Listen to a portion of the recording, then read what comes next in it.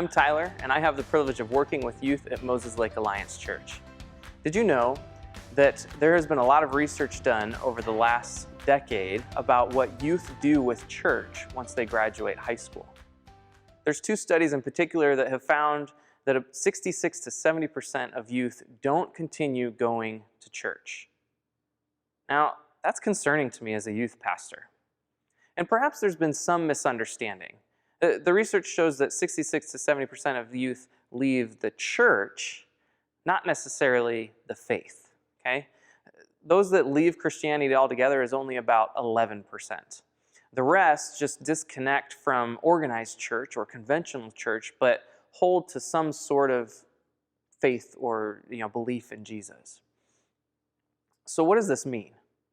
Well, I think it means that those youth that leave didn't really have a connection or think that church was worth being involved in once they moved on to the next stage of life. And that's even more concerning to me. And it really makes me question, is what we're doing as a youth ministry working? Is there a better way to help you follow Jesus now and after you graduate? To be sure, the reasons for youth leaving the church are multiple and nuanced, right? I don't want to oversimplify it. But I do think one reason is that how we've done youth ministry doesn't really equip and empower the majority of youth that are involved in youth ministry, right? It doesn't equip you to continue your walk with Jesus in a meaningful way once you graduate. And a lot of it, I think, comes back to a consumer mindset versus a participant mindset. A consumer mindset is like, hey, I'm coming to church, I'm going to show up at a certain time on Sunday morning or Wednesday night, and I'm going to get what I can get out of this. And that works well if you're going into a restaurant, right, or a store. But a participant mindset is not just what can I receive from this, but it's also what can I give. And it is both. Okay, a participant is not just looking to receive for themselves, but they're also looking to give and bless others. So what do we do? Well, I believe fellowship communities can help. Maybe you've heard me talk about it a little bit, but essentially what a fellowship community is that it functions as a house church that meets weekly for genuine Christian fellowship. And it's a place where everyone has a meaningful role to play. There's a bunch of different roles: hosts, agents, shepherds, teachers, music, prayer, organizing and planning, serving, taking care of other people. And really the list is endless. But everyone has a meaningful role and is participating in that way. Fellowship communities are also a place where everyone knows they deeply belong. And it is partially because of what you're contributing to the group, but more so than that, it's because you're valued as one of the group members for who you are and who God has created you to be.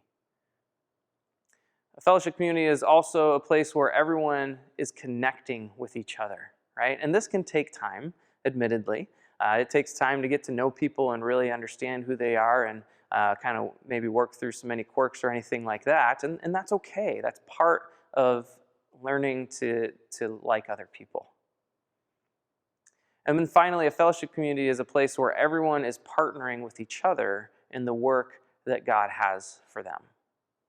Fellowship communities really, I think, give us a better opportunity for discovering and using our spiritual gifts. It really allows a maximum participation within the group. And it helps youth develop ownership of their faith. So maybe you're thinking at this point, wait, we're going to be doing everything?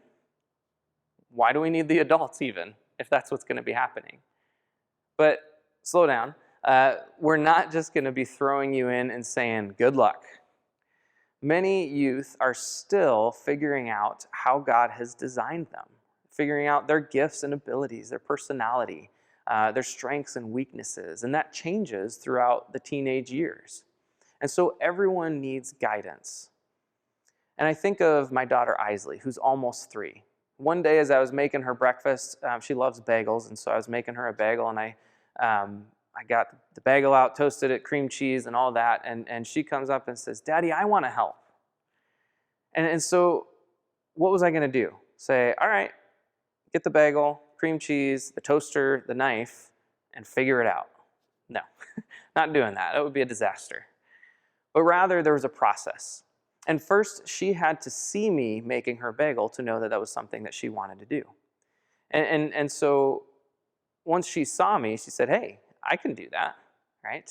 And so then we moved on to the next step of her helping me, right? And that first step was me picking her up, putting her on the counter, and saying, here's the knife, okay? I'm going to hold your hand with the knife in it, and we're going to dip it in the cream cheese, and then we're going to start spreading it around the bagel.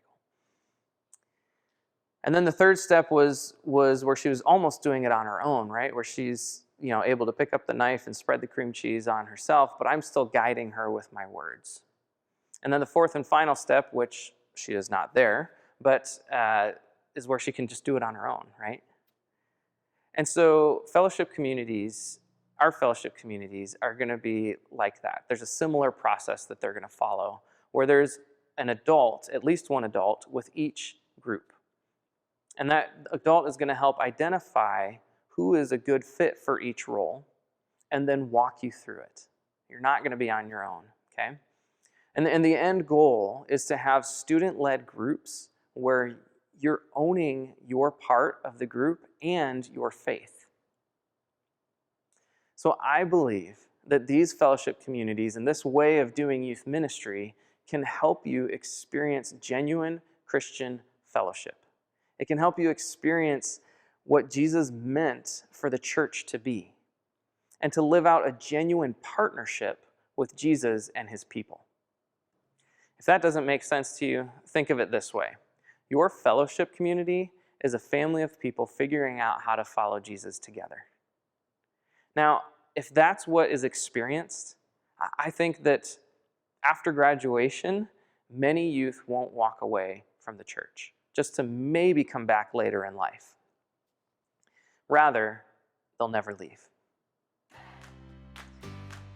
I think these fellowship communities are going to help give you a desire to seek out Christian community and continue to grow and participate in the work God has for you in this stage of life and the next one. Thanks for being willing to take a chance and try something different with me.